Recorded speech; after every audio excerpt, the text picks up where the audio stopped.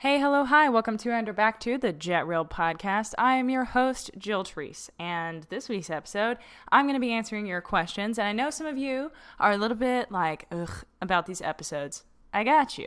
I feel it. I understand. But I think that the topics in this episode and in a lot of the other ones are really applicable to a lot of people. So even though it's not your specific question, perhaps, maybe it'll give you some ideas about some training scenarios that you've been faced with lately. So this episode, a brief overview of what we're going to be talking about, is a horse that is choosing grass over work. And the same horse that just doesn't really want to go forward while he's being lunged. Next is a complicated yet common barn situation and some interesting relationship scenarios with the trainer. And then talking some more about cues and clicker training. And I kind of want to go over what cues are and what they mean and the difference between a cue and a marker signal, and this listener's specific question regarding that, which is really interesting, and I've never heard anything like that before, and I'm excited to kind of explore that with you guys. And finally, head away when the horse has food anxiety, and I have a lot of thoughts on teaching head away, so I want to get into it. I want to first apologize that it might be a little weird sounding, because I am not in my usual recording space, so if it sounds a little bit different, I apologize, but I have been carrying my microphone with me all over town so that I can record this episode. It almost got recorded in my car, but I appreciate your tolerance, and without further ado, let's roll the intro music.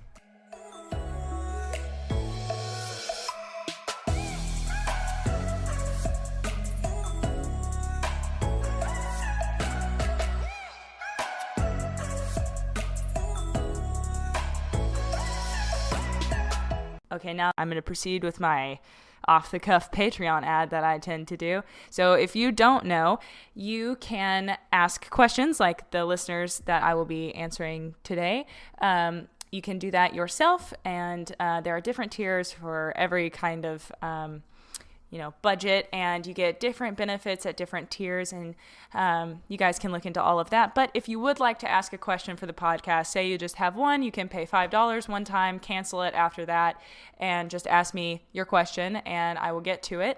And then just be sure to include that whether or not you would like your name said, because some people would rather remain anonymous, and that's fine. If you don't say anything about your name, I'm just going to assume you want to be anonymous. And also be sure to specify whether you want to answer it on the podcast or not. That option is not available at some of the lower tiers, but you always have the option to keep it anonymous, and we can leave out some details, if anything's a dead giveaway. So be sure to consider that if you would like some training help. I do offer video coaching as well through Patreon, so just be sure to look into all of that. And without further ado, I'd like to get into the episode, but I should probably tell you how you can find Patreon first. Hold. Okay, so you go to either the app Patreon, it's Patreon, and you can become a patron of the podcast just by typing in Jet Rail Podcast, or you can go to patreon.com/Jet Rail Podcast, and you can cancel at any time. I would highly recommend doing it on the first of the month, so you have the entire month to do it. And the good news is, while you missed July's live Q&A, that is patron exclusive only. August has not happened yet, and I did the last one on the 17th, so it's coming up in the next few weeks, so be sure to become a patron before that, and I will be posting a lot about that as we get a bit closer. Anyway, now I would like to get into the content. So I want to say, God, I'm so sorry. I'm like, let's get into it. Wait a second. I kind of just want to talk a little bit, give you guys a little bit of an update before I jump into the questions. But yeah, so today I spent 5 hours between the U-Break fixing my phone so that I could take it to the Apple store, and then they would exchange it for a different phone. And now the phone I have, it wouldn't upload or the iCloud wouldn't download, and now I have it sitting in front of me, and it says time remaining about 3 hours. So maybe by the time I get done with this podcast, it'll have figured out whatever it's going to do. But hopefully I don't lose everything that's on my phone. I have it backed up on a hard drive, but that's annoying. But anyway, so that's how my day is going so far. I'm trying not to slip into brain dead territory, which is what tends to happen on these podcasts. I get really tired. But also, if I have to pause, it's fine. I'll come back and you won't probably know. But I'm at my parents' house right now because we're prepping to leave for a vacay. My parents are already gone, but me and my sister are going down later. And so my cousin is staying here, and they're not here right now. I don't know where we've disappeared to, but so there's that. Also, I spent a large part of today, because I really wanted this episode to be on some behavioral issues like biting and girthiness and touch sensitivity, general grumpiness, and I wanted to center it around ulcers, and I kind of just wanted to do a deep dive into ulcers and talk everything like that, kind of like I did on the dominance theory, because ulcers just play into so many different facets of interacting with your horse, and there's so much out there on it that I ended up with like 50 studies to read, and I was like, okay, we cannot just kind of BS this one, because dominance theory I'm already really familiar with the research on, and I've already done a lot of it, so I didn't have to like sit and read for multiple days. I just spent several hours on it, and but the ulcers, I want to make sure that I've got everything super accurate, because it's a lot easier to talk about dominance and hierarchies than it is about hormones and biology. So I want to make sure I don't say anything stupid, whereas I'm pretty confident about dominance theory and my terms on that. Anyway, so that episode is coming. I just want to kind of brush up on the research and make sure that I know what I'm talking about before I go rambling about it, because I have a lot of thoughts about ulcers and how it plays into weaning and competitive horses, race horses, all that good stuff. Like I want to get into it. I also want to do a future episode on bonding with your horse and how to actually interact with your horse like a horse, to the best of your ability. Your horse will never see you as a horse, as I covered at length in the dominance episodes. I believe that's episodes 30 and 31, or 31 and 32. I think it's 30 and 31. But how you can, spend time with your horse in a way that they will feel like you're actually trying to bond with them, rather than the cognitive dissonance reduction that we call aggressive training or natural horsemanship. And I also would like to do an episode on that at some point. Like I have so many ideas. There was another one specifically that I wanted to do. I don't know. I just have a lot of plans for the podcast, but some of them are going to require a lot more time on my behalf, to like study and research and plan it and organize it so it's not all over the place. Because the dominance theory episode took me a really long time to do an outline for.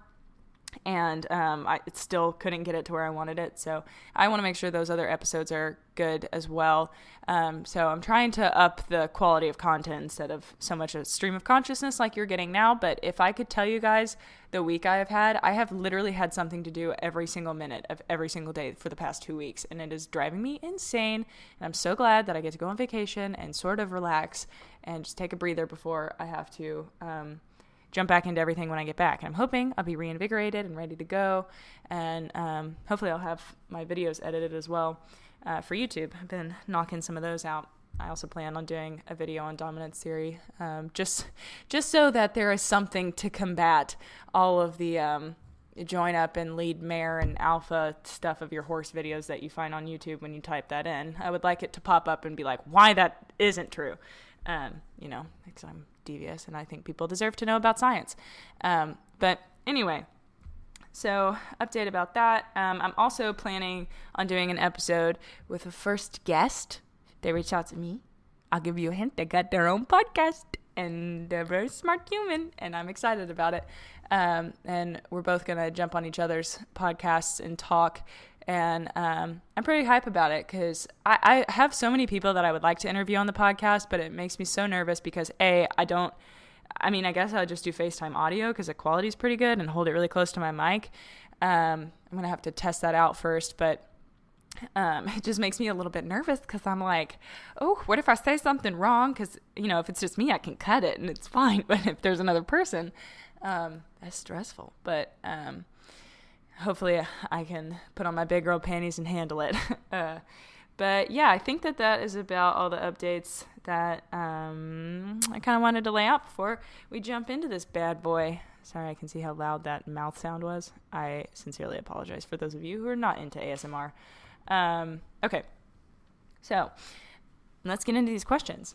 Listener Kat asks a 2-part question, and she can do that because she is at the upper tiers of the Patreon. And quick reminder, if you want to ask a question, you can do that through Patreon. Just be sure to include your name and whatever information that you feel like is necessary for me to answer your question. And if you have any questions at all about how to do all of that or how Patreon works, you feel free to just shoot me an email at jetreelpodcast@gmail.com, and I would be happy to help you. Okay, so Kat's question starts with a quick recap that says, my horse was diagnosed 6 months ago with kissing spine and a year ago with really bad ulcers that plagued him for quite a long time. So the first part of her questions says, he learned at my old barn that anytime he gets taken out of his paddock, it's not fun and probably involves pain. My old trainer was not kind, and I'm trying to undo that by listening to my horse. His way of telling me that this is by refusing to go forward and locking his knees when we are leaving the paddock. I'm really trying to create a positive association with myself and of myself with him, and I don't want to go back to the old ways of yanking, smacking. And he doesn't run away from me when I let him go in the paddock, and he walks up to me when I go get him. Always a good sign, jumping in here. There's been a lot of conversation about this lately, and I'm glad we're finally starting to talk about it. If your horse is bolting away from you, maybe one time, I wouldn't get too butthurt about it. Every time or every now and again we have off days, or maybe something was really interesting over there or something spooked. But if your horse is consistently running away from you every time you let go of them, that's really not a very good sign. If your horse is really, really enjoying your work, the rule of thumb is generally that they aren't super excited to get away from you. And I'm laughing because it seems so obvious, but that's not to try and demoralize anybody who is experiencing that. It is a very simple change. Like Kat here says, she used to have a trainer that was, not super fantastic, and I would assume that the horse was not super game to hang around and participate. Also, I just became aware of this, that I said she, and then I was like, I know Kat, I'm pretty sure she prefers pronouns, but she pronouns, but also maybe include that if you ask a question, because I don't want to accidentally, hurt anybody's feelings, because I do care, and it matters. So I'm cool with pronouns. You just let me know whatever you want to be called, sis or brother or whatever you be. Human? Yes. So, just want to jump in there and say that also. Okay, anyway, so good sign. The horse wants to be with you, Seamus.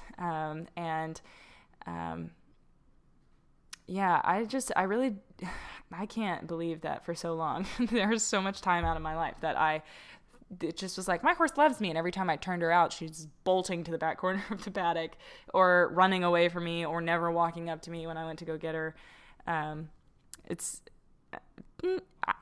Think about you. If you see your significant other or your best friend, and you walk towards them, and they look at you and turn and tuck tail the opposite direction, just food for thought. Okay, continuing on Kat's question here, but as soon as he steps out of the paddock, it's like he says game on, which is not how I want it to be. I have some thoughts on that. Hopefully my brain will remember to come back to that in a moment.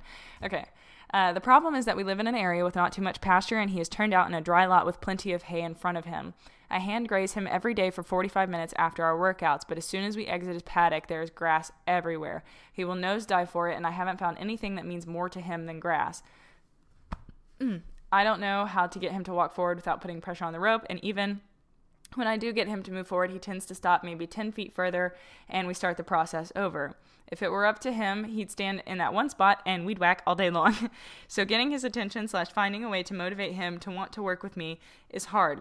I'd be there for days if I didn't use negative reinforcement and ask him to move forward with soft pressure. I ask him to move to the side and will take any movement as long as it's not backwards. I try to use as little pressure as possible and immediately let the line go slack when he gives slightly, followed by click and treat. If I let the line go completely slack, though, he will just start grazing, so it's hard to make it completely positive reinforcement. So before I tackle the second half of the first question, and Kat, I love you endlessly. I'm the same way about telling stories. There is zero chance at concision. It is long.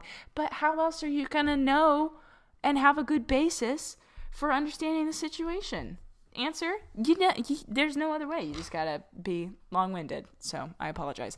But anyway, so initial thoughts are, I am not a huge fan of positive or negative reinforcement with a cherry on top. And what I mean by that is, what is reinforcing the horse? So if you're walking and your horse is doing the behavior that you want, what's reinforcing it? So he's lifting his head out of the grass. Why? It's not because he wants the treat. It's because he wants you to stop pulling on his face.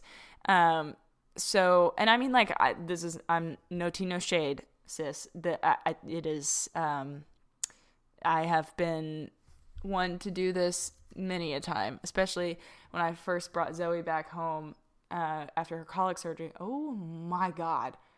It's horrible to lead, just pulled me all over the place.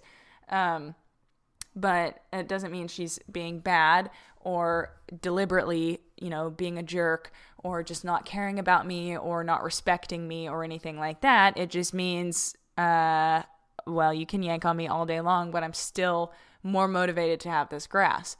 So my initial suggestion here is to say, instead of grazing him for 45 minutes after your lesson, maybe try doing it before, and then he'll be satiated. And I know that's like that. I mean, the fact that you even graze him for 45 minutes after is already like outstanding. Nobody does that.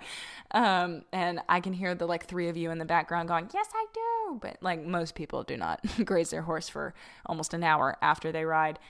So that's already huge. But maybe it would work better if you tried it before, if you haven't already. I also know Shauna Karish.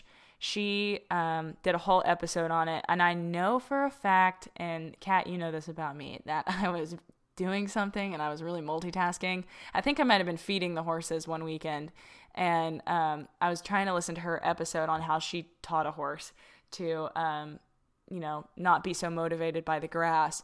And I think this horse was like on stall rest, or it had surgery or something. So it didn't have access to grass or outdoors like all day long. So you can imagine how motivated this horse was to graze. And she goes into a lot of detail. I wish I could regurgitate it. And I'm glad that you asked this question, because it's going to drive me to listen to it again and do some more research on it. But Shauna Karish does have a podcast. I believe it is called Clicker Training 101, available in all the same places that mine is. I'm just going to fact check myself here. I think it says it's Equine Clicker 101. And it's with Shauna Karish.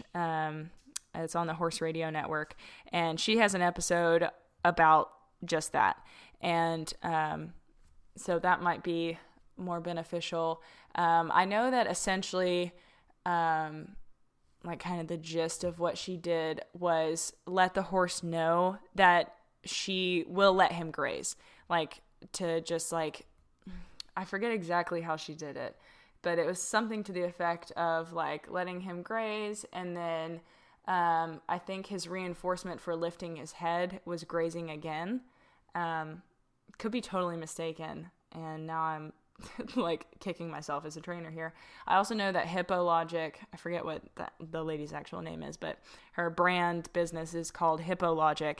And sorry, I'm really far away from the mic. I'll move closer. I think she did like a free online course. I don't know if it's still available or not, but that is a big deal for a lot of people that have horses, just kind of pulling them off track. So yeah, maybe check out some of those things. I'm trying to think. It sounds like you're doing everything right. I mean, trying to positively reinforce, but if you're pulling and that's the reason that the horse is lifting his head, treating on the backside is likely not. The goal with that would not be to, you're walking the horse and he dives his head down to take a bite of grass and you just maintain pressure pulling. And when he lifts his head, you release and click and treat. That's not what I would suggest doing. I would suggest leading him out. And if you're going to use positive reinforcement, I would click while his head is up. Or if he, and you might have to free shape it too. I know that's how a lot of people do it, is just work on a head up cue. So whenever the horse lifts its head to look at something, try and catch the moment before they're about to do it, add a cue, and then click and treat. And that way you're rewarding the behavior you want, not just kind of adding oh, good, I pressured you into it, and now here's the cookie. Because the reason that the horse is acting, what's truly reinforcing the behavior is the negative reinforcement, not the positive reinforcement. It's the pressure from the lead rope that's getting the behavior you want, not the positive reinforcement. And I think this is a really good scenario where you can tell the difference between negative reinforcement and positive reinforcement, where negative reinforcement, it's kind of like you're saying no, no, no, no, no, no, no until the horse does what it wants, and then you say yes.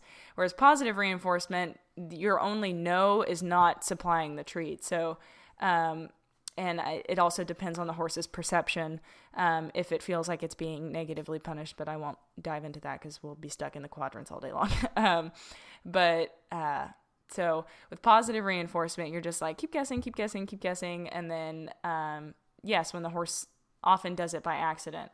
I guess it can work the same with negative reinforcement, but there's no real discomfort. And that's not to say that I'm completely opposed to pressure. Obviously, when I lead Zoe out of her paddock and she dives her head down to graze, it's not something that I have dedicated a lot of time to working on. So I kind of just have to stand there and wait until she's either ready to walk on, or if I'm in a bit more of a hurry, then I just kind of pull a little bit and then she walks, and then I reward her for walking beside me instead of rewarding for picking her head up. So maybe making that small distinction might make more sense to him.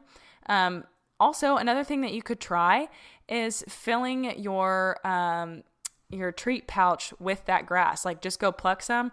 I know some trainers that use positive reinforcement, grass is the easiest thing, especially if your horse is really highly motivated by the grass. Just go pluck some and shove it in your pouch or in a bucket. And then, maybe while you're in the dry lot, work with your horse with that. And then when you walk out, you can hand feed it to them. I know sometimes Zoe would prefer to eat her grain out of my hand than she would out of her bucket. Some horses, sorry, I had to move the chair, will want you to hold their bucket for them and whatever. I don't know why that is sometimes, but maybe that would be a good solution as well. And then, maybe you pluck a lot of grass, and at your tack up grooming station you have a pail of grass, and then so on the way there he's getting all the good grass and being rewarded for keeping his head up, and then gradually over time you might be able to work on duration and start lessening the frequency that you're having to feed him that grass on the way to your grooming station. And then when he gets there, he gets a big jackpot of grass, if that makes sense. Maybe that's an alternative. I hope provided some options there. Okay. Second half of this question here. Okay. Before I get into that, I wanted to address the end of the first paragraph. It says, but as soon as he steps out of the paddock, it's like he says, game on, which is not how I want it to be. And Kat, I know that you are the purest of hearts. And that ideology is something that comes from traditional training. It's that same, I want to use a word that I'm not entirely sure of the definition. I'm pretty sure it's dogma. But this, you know what? We're just going to DOGMA highlight a principle or set of principles laid down by an authority as incontrovertibly true. Okay, well, you know what? I think that is what I'm trying. Okay, so you have been indoctrinated by the traditional dogma. And I know I sound like a radical conspiracy theorist when I use words like that. I'm well aware. But that is what it is. There are these rules that you're not allowed to argue with, and that is when your horse is not doing what you want it to do, it's being disobedient or adversarial, which is more often than not the case. And I know you, and I know you're very dedicated to your horse and positive reinforcement. I have the benefit of knowing that about Kat than I do about a lot of the other patrons. So, sorry, that's what happens when you're super active on Twitter. Thank you, Kat, making me feel special. But so I know how you actually like view horses. And so, but it's surprising that every now and again, little things like that slip out where you're like, it's as soon as he steps out of the paddock, it's like he says game on.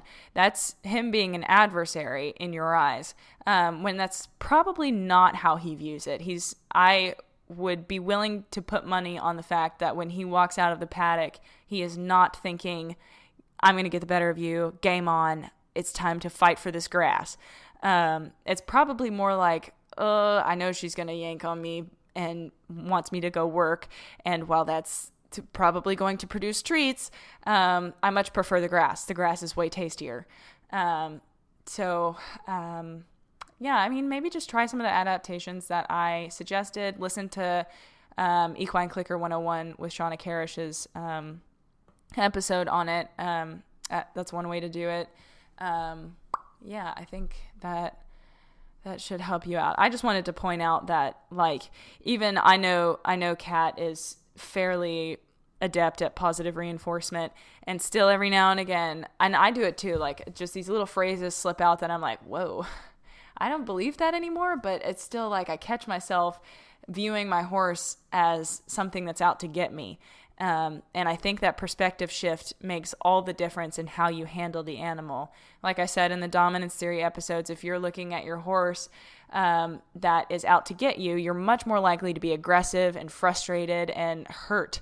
That's the primary emotion that comes from that. You're hurt that your horse doesn't want to do what you want it to do. So, you resort to force because you're frustrated and angry and hurt. But if you view your horse as, he's like, I don't have any grass and I really like this grass, then you're like, okay, well, let's use the grass to make it work for both of us. You get what you want and I get what I want. Hopefully that makes some sense. Okay, so I'm going to continue her question here. We have ruled out any sort of pain for why he doesn't want to move forward, and he's honestly never been better under saddle or lunging. I think it's a behavior that he figured out worked for him, and he's still anticipating something that he doesn't want to do. To his credit, it's the dog days of summer, and although it's not too hot to work in, he's got no motivation to go with me despite my positive reinforcement. There's no panic in his eyes, more like a, nah, thanks, I'd rather just stay here. So any advice for a stubborn, not sure if that's the right terminology, fatty who uses grass or values grass over everything else? So yeah, I feel like I pretty much answered this. You've told me a lot about this horse, and I really don't feel like he is really anticipating bad things. I mean, perhaps there's an element of that. You said he was struggling a little bit with the mounting block, but from the sounds of either our DM exchanges or Twitter messages, that he's gotten a lot better about that. So you're doing everything right, dude. Like, so much positive association. And when you get this horse like going, like, imagine where you guys are going to be in a year of how far you've come this past year. Like, it's just going to amplify. So maybe one day you'll be able to lead him with nothing past all of the grass, and he'll just be game. But to me, it sounds like, especially if he's on a dry lot, it sounds like he just really wants the grass. Maybe some of my ideas will help you get a little workaround there. Okay, so second part of Kat's question. I've been trying to cut down on the amount I have to drive him forward while free lunging in the round pen. Problem is, he's a lazy little shit, and I promise I do love him, but it takes a lot of motivation to get him to move. I'll reiterate that once he does move, he's completely sound and comfortable. Any advice for motivating a lazy horse with positive reinforcement? So, I mean, I would really reward any energy at all. So instead of, driving him around with the whip, and then when you get the forward, holding it for a couple of steps and then clicking. Any indication that he's like about to move forward. A lot of what I like to do on the ground, and it is especially useful if you can use the environment to help set you up for success. And obviously you can't control the weather, but on like the really brisk mornings, when they're really excited, that can be a really good time to work with a horse that is maybe a little bit on the relaxed side. That you can use the weather to your advantage, where he's really feeling good, and you can be like, okay, let's go forward. And then you can walk beside him and then encourage some energy by you walking faster or bigger. And that's what really helps Zoe, especially. And don't ask for too much too fast. We, as clicker trainers, have a really bad tendency of asking for too much too fast. So, you get that really awesome upward transition, and instead of clicking for the transition, you're like, okay, but now do 10 steps. And then the horse is like, okay, I'm not getting rewarded. I must not be doing the right thing. So you have to build up to that. And it may sound super annoying for people that come from a traditionalist background, and I'll be honest, for me, it is a little bit difficult as well.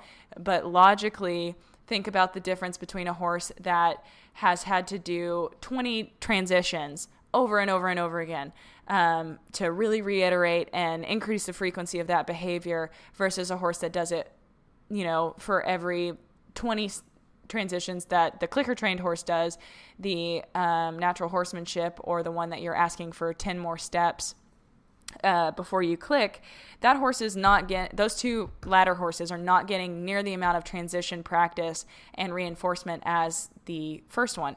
So that horse is going to be a lot better at doing the transitions, and it pays off in the long run. It sounds super annoying and time consuming and inefficient at the beginning, but once you really establish those transitions, then you have a horse that really understands moving forward and the cues and the transitions. And also for a horse that has a really hard time getting energy up, to know that you're not going to push them can be really helpful. And I know, Kat, you're working on kissing spine rehab, so that is a little bit difficult, and I'm kind of in a rock and a hard place with that as well with Zoe, because you can't reinforce every single step and keep stopping if you're working on stamina and building up strength. And I mean, you can do reps, but it's not quite the same as doing some actual conditioning and strength training. So I know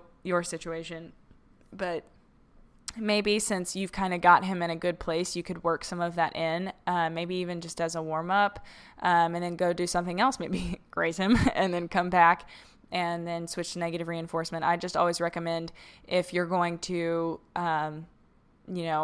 combine and do negative and positive reinforcement, to be very careful with that, because, you run the risk of the poisoned cue, which is essentially, it's comparable to how Alexander Kurland always put it, was that like your boss comes up to you and says, see me in my office after work, and you have no idea whether you're going to get a raise or get fired. So the same thing happens with the poison cue. Your boss telling you to see them after work is a cue, and you don't know if you do that behavior, what's going to happen. And that's often what comes of animal training. Like Kat, for instance, you pulling on the lead rope to ask your horse to lift his head out of the grass, and then clicking and treating, you could poison that cue. You could poison the treat to where he's like, it's not valuable because it's associated with the pulling. So you have to be careful. Also, a caveat to that is that the poison cue study done by Jesus Rosales Ruiz and Mary Hunter at University of North Texas it was a study of one. They used one dog, and essentially the study was that they had this grid on the floor, and this little dog was free in the Ben cue, VEN, and the dog would stand in his square, and the trainer would say, "Ven," and the dog would sprint over to the trainer and sit in front of them, and the trainer would click and then give the dog a treat, and the dog would immediately sprint back over to the square because he wanted her to cue him again so that he could get the treat because he enjoyed it. At least that is the logical conclusion. And then they did the same thing with the punir cue, but a different square. So the dog would have to go to a different square on the grid on the floor, and the trainer would say punir. But the difference is if the dog didn't immediately orient to the trainer and jog over, the trainer would pull on the lead. And it wasn't like a hard, like a yank or a dragging the dog. She would just like apply pressure and pull the dog over to her and then click and treat. And it's really an incredible study. And I know I'm pretty sure the video is only on a DVD, there's a paywall, but I saw the video through an online webinar, and it was really incredible, the difference in this little dog, because it was the same dog. And he was doing the same exact behavior, but the difference was the punir cue got poisoned because of the negative reinforcement, and the dog didn't know which was going to happen. And I think that there are a few problems with that study because, A, obviously it was only done with one dog, and B, if the dog understands that if he jogs over to the trainer, then he's not going to get the negative reinforcement, would he be more likely to be happy if he is avoiding the negative reinforcement, or does it happen every time? I mean, there are lots of questions, but the general idea is that you can poison a cue. So every time the dog hears punir, he's got all of these conflicting emotions. He's like, I want the treat, but I also know something bad happens. And then the dog would also like wander kind of listlessly around the squares and eventually wander back to the one where he would get cued. So in the Venn scenario, the dog was like sprinting back to the square. He was like, cue me again, cue me again. And the second one, he was like, oh, kind of like dreading going back to it. So I caution against doing that and using negative reinforcement in the same like in the cherry on top fashion. Like if you were to be in the round pen and you swing the whip at your horse's haunches and he starts trotting and then you click and treat, I would not recommend doing that at all. I would recommend shaping up to it, asking the horse to walk a little bit faster, maybe through targeting. Some horses also really prefer targeting and following a target. Sorry, that was super redundant. But they get into it and they'll chase it and they get really energetic and enthusiastic. I think Shauna Karish, who has been super relevant this episode for some reason, she has an Instagram. I think it's Terra Nova Training. They might have rebranded. I don't know. You'll have to look at it. But she has a lot of videos of doing reverse round pins and using targets and having the horses get really energetic around them. So maybe those are some ideas. I'm going to go ahead and move on to the next question here. Anonymous listener asks, I have been slowly opening up to positive reinforcement training, and your latest podcast episode on debunking head mare theory has opened my eyes. So I'm currently spending a good chunk of change boarding my horses at a barn where I have been close with the barn trainer / manager, but we butt heads a lot. She's unprofessional, and I've had to back off at times. The worker is nice. I'm not entirely sure if the worker is the same as the barn trainer, but I'm assuming so. The worker is nice, and I'm friendly with his oh, what? Okay, different genders. Sorry. Okay, the worker is super nice, and I'm friendly with his family, but I've spent a lot of money on special weight, feed, and medicine for the horse I ride, and he forgets to feed it to him, or my barn manager will tell him something different without informing me. I understand the situation now. It's the same with the vet. I never get informed, and when I do the things on my own, she calls it arguing or me being negatively independent. My horse is underweight, and it took me doing something for him to start gaining again. So this is just one example of many, and I don't know what to do anymore. I don't have the heart to leave her because she is a friend and she needs the money, but she is defensive and unapproachable, and I feel like my horses are suffering. I have a mare who needs training rides, but she can't afford to pay a rider, and I'm not experienced enough. I just don't know what to do in this situation anymore. What would your advice be? So you're paying for a service that you don't want. That's the bottom line. And there is no hard and fast rule that says you cannot be friends with somebody that used to work for you. You can maintain the friendship. It can be difficult, but if it's handled right and both people are able to be mature and approach it from a compassionate point of view, I think you would be good. I mean, if you wanted the least, if you wanted to leave and you wanted the least invasive way out, I would probably try to approach it from the perspective of your horse needs training rides. And, I mean, it's a hard situation to deal with, but if you are, you're mentioning how you're forking over a bunch of money and what you want your horse to be treated like is not being met, and so you're just paying for something to be not what you like. I mean, like recently with my hair, can't get my hair the right color, and it would be like every single time I go to this lady, even when she tries to fix it, I keep paying her month after month to do my hair in a way I don't like. The obvious solution is to either have a real deal conversation and be like, okay, look, we need to sort this out. And, otherwise I can't justifiably pay you. And if it's not something that you're willing to do or don't think is in your realm of, services that you offer, that's okay. But I want to go somewhere else and I don't want to damage our relationship. In the process. You matter to me, and this has been a really hard decision for me because the last thing I want to do is hurt you or make you feel any way other than loved and appreciated. But I want to do what's best for my horses, and I don't feel like I've been heard here, and I feel like when I try to present things that I would like changed, they're not. My needs for my horses are not getting met, and I'm very concerned about my horse because, these are he comes from a situation where he starts out underweight, and if I'm spending all this money on supplements for them to not be fed consistently, I am just wasting my money, and I cannot justify doing that any longer.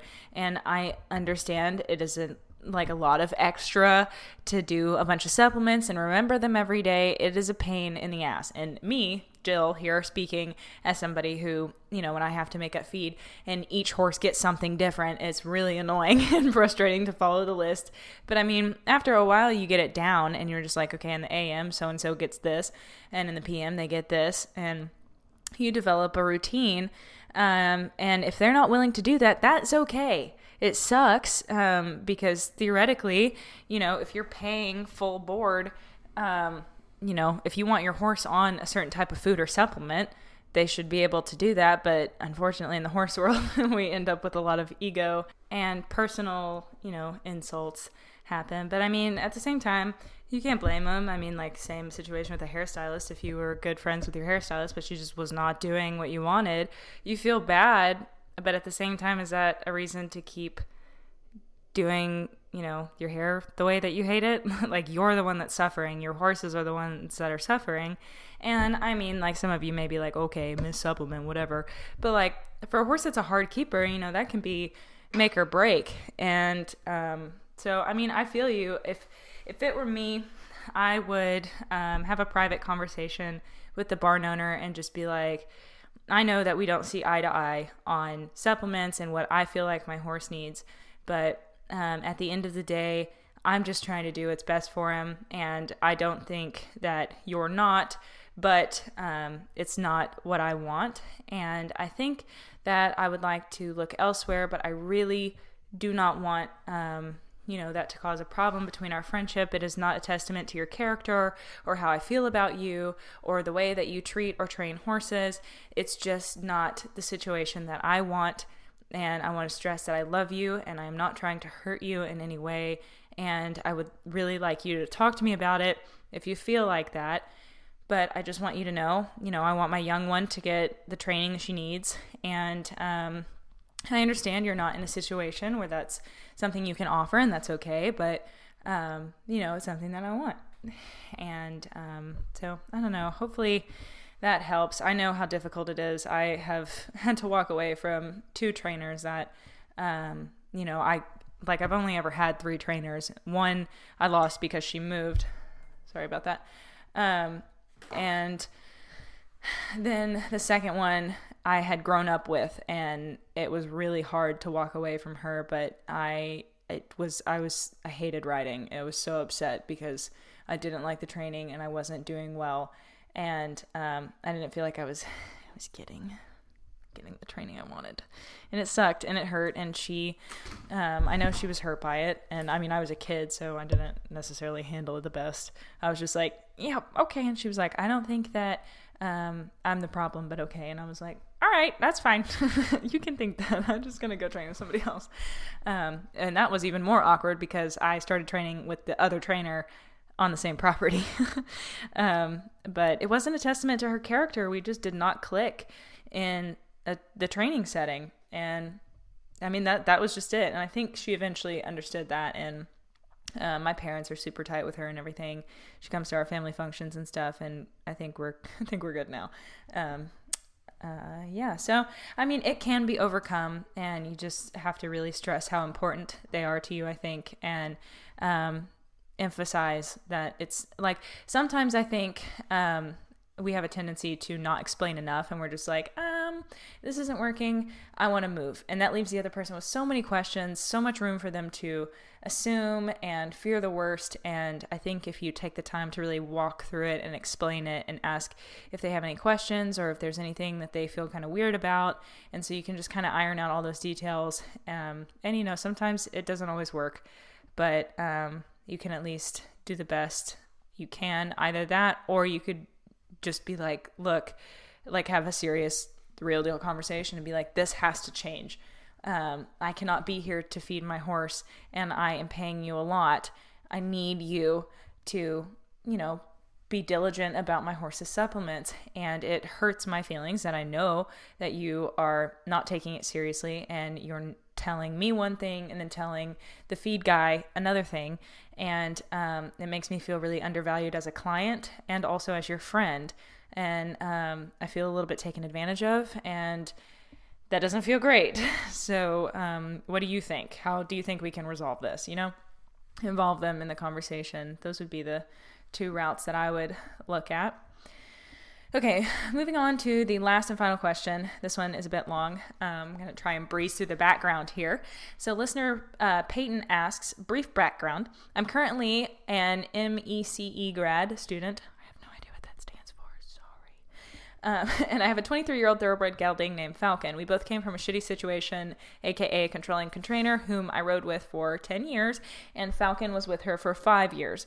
She is kind of bitchy, and we both suffered the anxious consequences. And then in parentheses, each letter spaced out with squiggles on either side. Learned helplessness. That's the only way you can read that.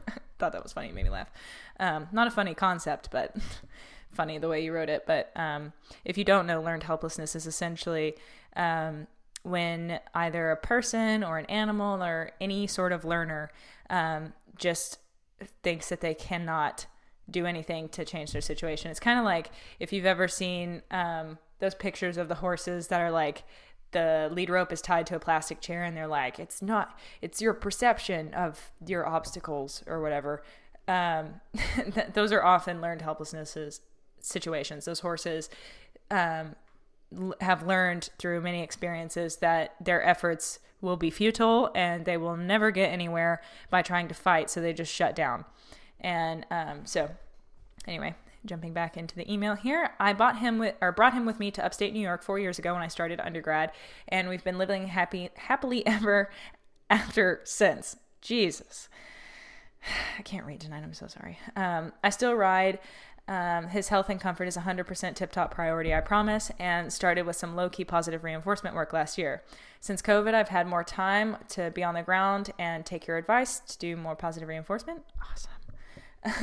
And I don't remember which trainer you referenced a few episodes ago, but I took on the mindset you mentioned of not replacing a cue if it already works fine. I think I was talking about Alexander Kurland, but that's not exactly what I said. I said that she said don't throw out all of your old cues until you have a new cue to replace it. So don't get rid of being able to lead your horse in lieu of, if your horse doesn't know how to lead without pressure, you can't just not ever lead your horse. Like most of us have places we would like to go with them. So that's more what I meant.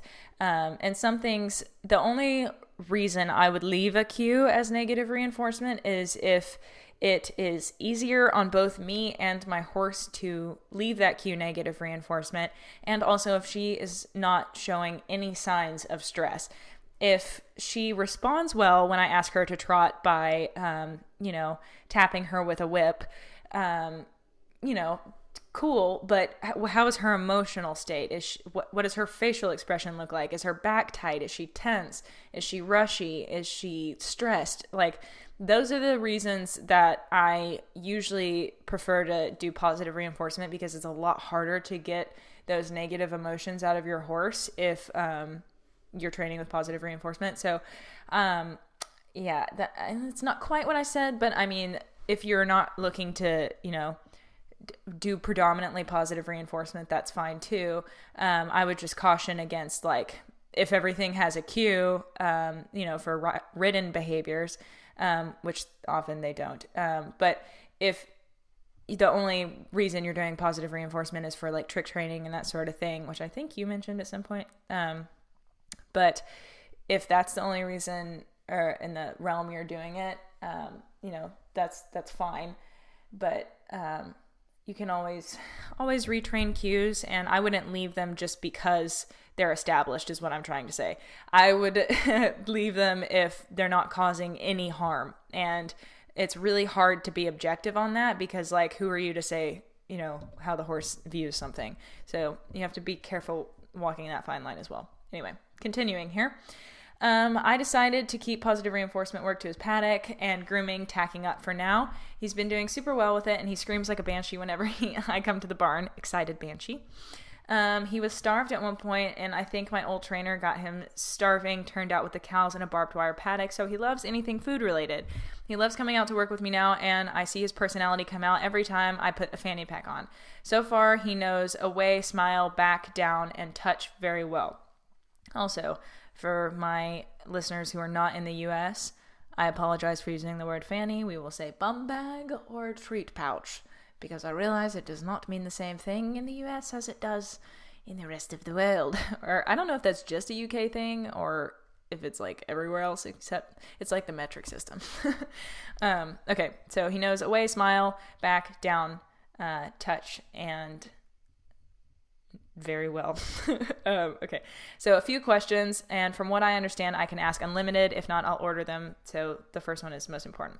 I also have pre-read this email, so I just wanted to say I left that in there. This is very meta. I'm sorry. I meant to do it more seamlessly, but that's never what happens.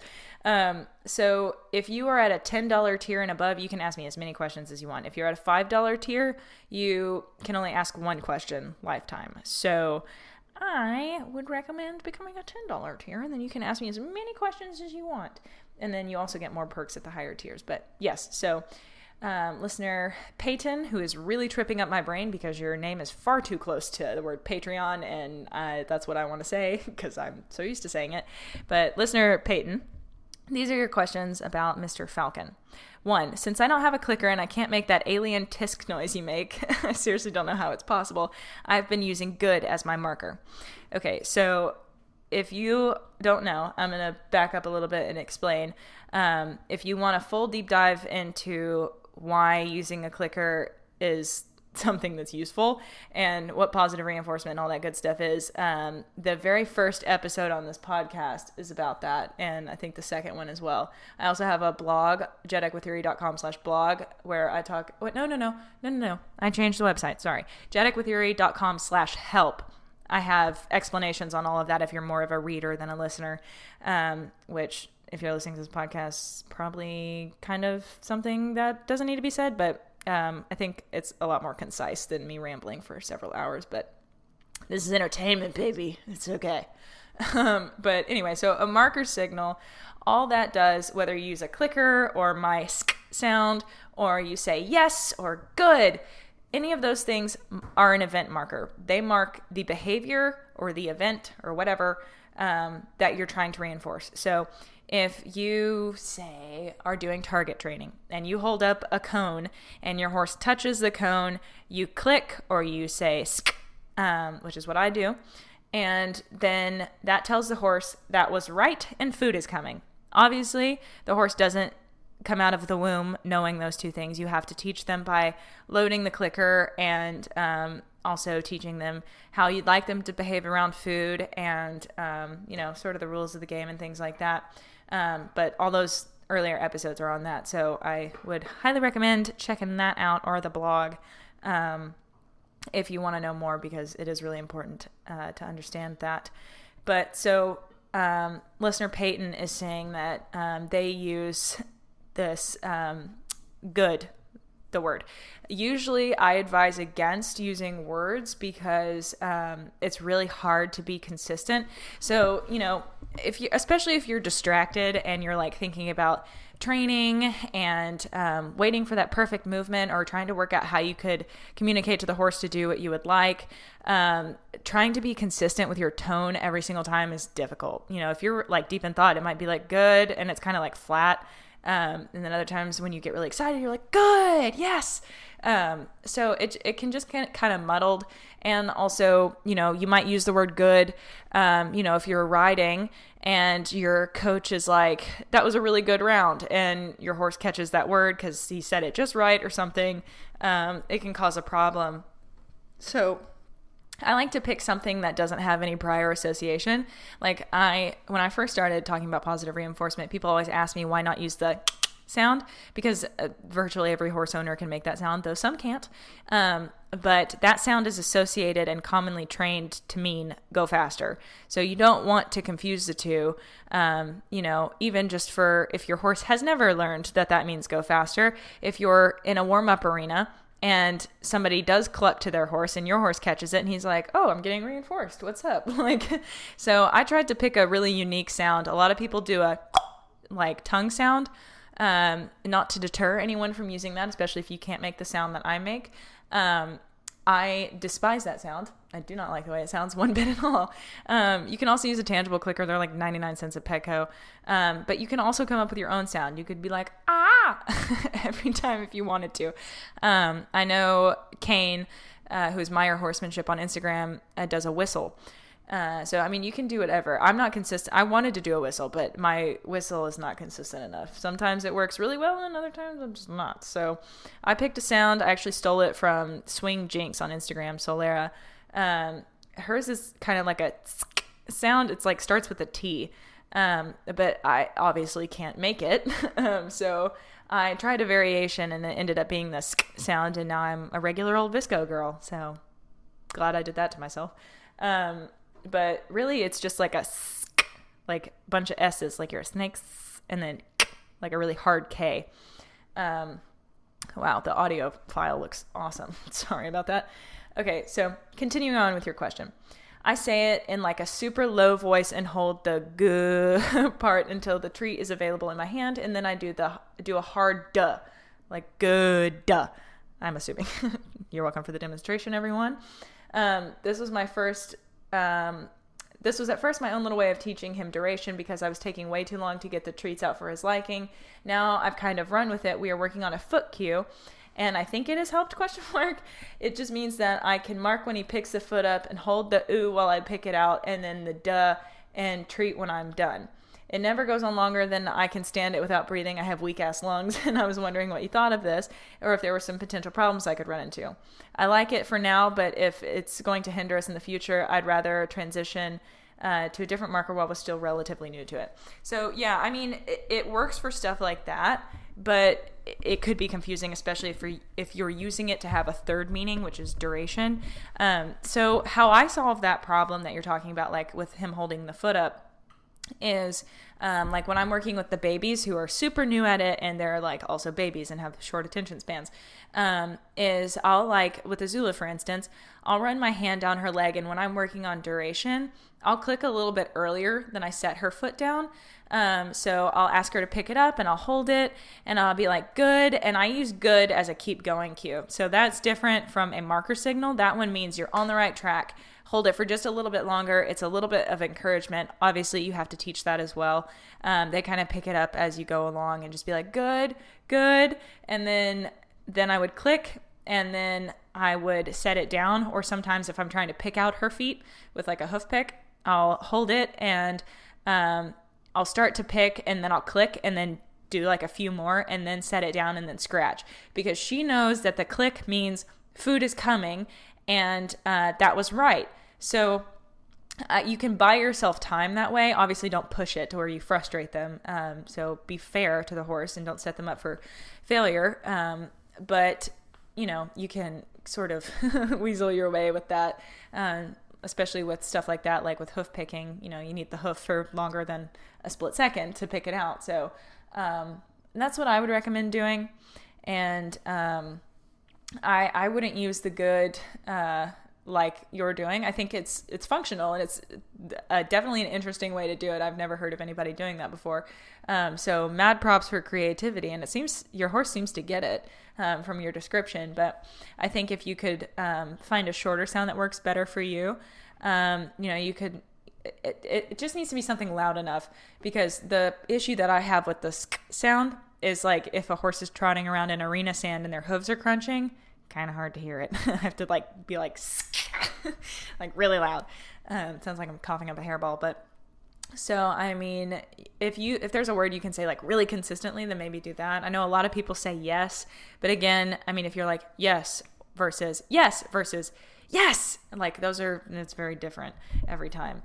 So I don't know, just, I mean, like you guys hear me on the podcast all the time. I like have I wouldn't call it a tick. It's more of like a silence filler, that I do the like sound. You could do that. I put my lips together and like blow out air. I don't know, maybe that sound would work.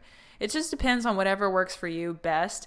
And if you like your marker, then you can keep using it. It's totally up to you and your horse. And if your horse starts telling you that it's not working anymore, then you can change it. Horses adapt really fast to different marker signals. So, I mean, you can use a bunch. I just would not. Just because you can doesn't mean you should. So, yeah, I don't know. I think it's also just better because I can see how that would get confusing. Like if you ask for a transition and you're like trying to be like good, like while you're also trying to ride rather than just like one quick marker signal. That's why a lot of people like the sound, because it's really loud and you can do it while you're riding. It's hands-free and it's quick, but I don't like that sound one bit at all. But anyway, so I think that answers the first one. So second question, the first cue I taught him was away, and he caught on super quick. It's basically at the point now where I can get the treat out and he turns his head away without a cue. It's great for him, especially with the whole starve thing. He's usually very anxious around food, but now he thinks whenever he does it, he'll get food. He'll stand in front of me or anyone with or without a fanny pack and turn his head away for a second and then back to check for food, and again and again. And I describe checking your fridge for something good, not finding anything, walking away, checking it again 5 minutes later. I love that he's put together, she's getting me a treat, better turn my head, but I don't know how to show him turning my head does not always equal she'll give me a treat. Thoughts? So, yeah, this is just sort of, this is what we call stimulus control. So the horse has learned when he turns his head away, he gets a treat, but he doesn't understand that it's only under certain circumstances. So and horses are very good at picking up on context and learning. In a context, like Zoe knows if I don't have my fanny pack on, she knows that she's not going to get treats. So she doesn't, start offering a bunch of behaviors. Whereas if I have on my fanny pack, she's like really paying attention to me. And if I like reach up to touch my hair, she's smiling. You kind of, I don't like to encourage extinction, but just not doing it when you don't have a fanny pack on is the easiest way. but the side effect is usually frustration. But the horses do learn that, you're not going to give them treats. So maybe an alternative, what you could do is, go hang out with him in his paddock or in his stall, and you can just scratch him and just hang out in his stall and just be with him and not give him food. So he learns that, like, you can be around him, and then he'll start picking up on what the difference is. And that doesn't mean you can't like scratch him or reward and reinforce in other ways.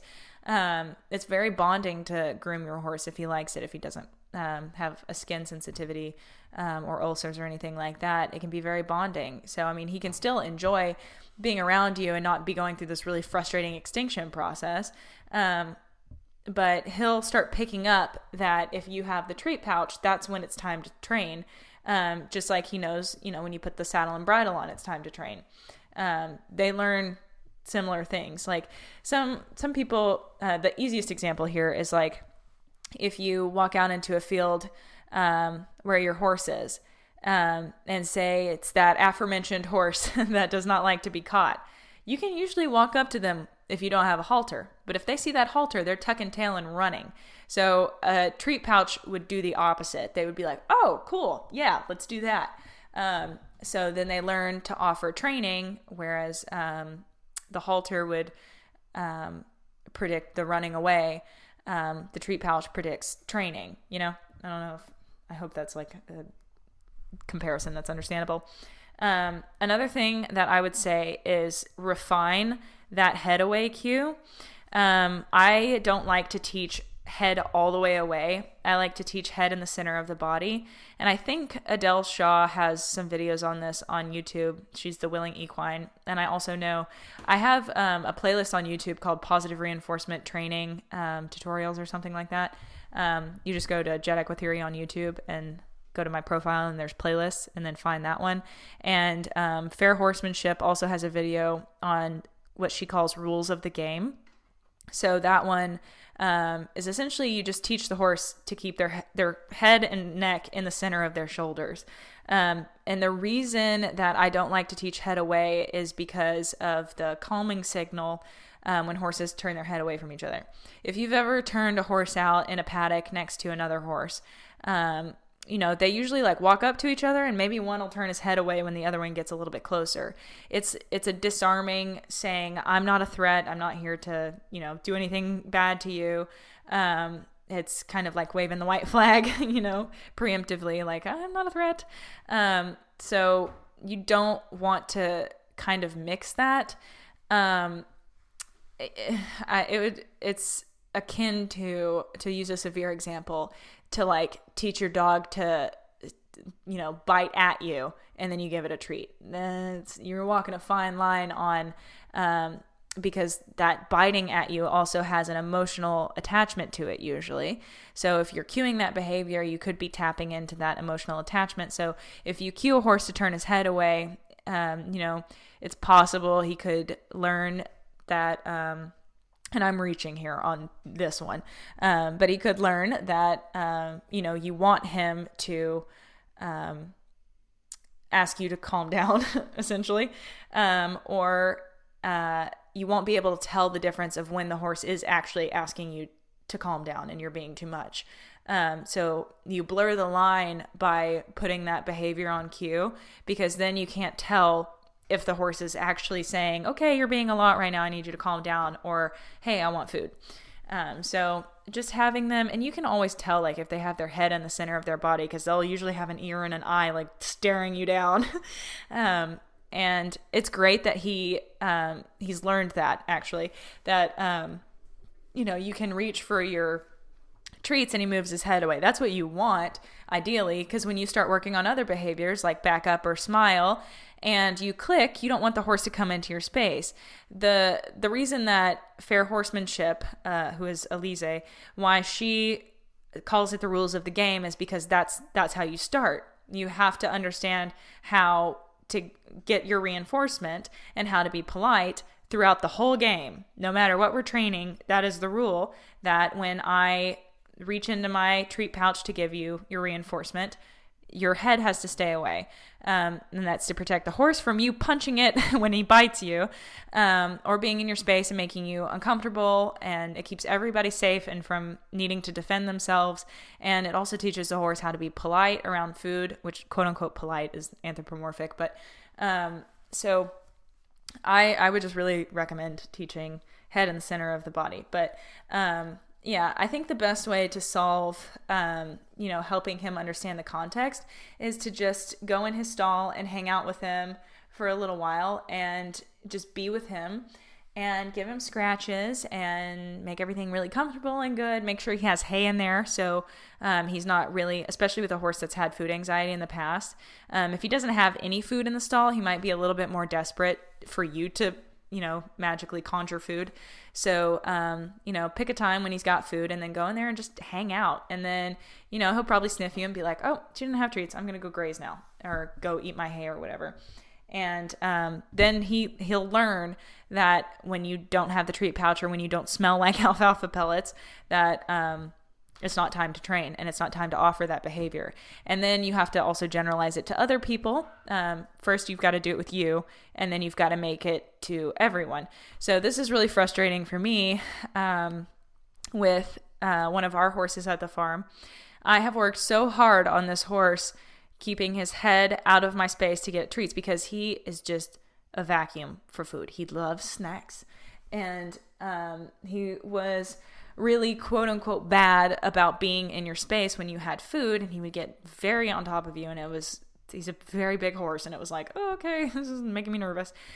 So every time he sees me coming, he moves his head away, and I just haven't really worked on what you're talking about, because he's not my main horse, and it is kind of okay if he thinks to keep his head away from me. But I watched one of our ladies that comes out to the farm sometimes, she just walked right up to him and he stuck his nose out and she gave him a treat. And I was like, you just taught him that I'm the only one he has to do that to, which defeats the purpose of doing it because, I'm a relatively adept horse person and I know how to move out of the way. But for strangers and other people that maybe don't know how to, the default behavior I want is for him to move his head away, not for him to search them. So now his default behavior, and now I have to get another person and undo that, because now he knows, for me, he has to move his head away. But for other people, he can sniff them and mug them. So it's also a good idea to preemptively tell everyone in your barn, just if you're going to hand feed him, cue him, this is how you do it. And it's okay if you want to. But please don't feed him if he's in your space. I'm really working on, helping him act the way I'd like him to around food. So that is what I have to say about that. Number 3, this one is mundane in comparison. He loves the alfalfa pellets, but when he eats them out of my hand, so many times my hand gets all pruny. Any advice here, LOL? The horse that I'm talking about also he's very slobbery and it makes my hand pruny too, but it doesn't really bother me that much. Maybe shorten your sessions if it's bothering you, or you could wear a glove. It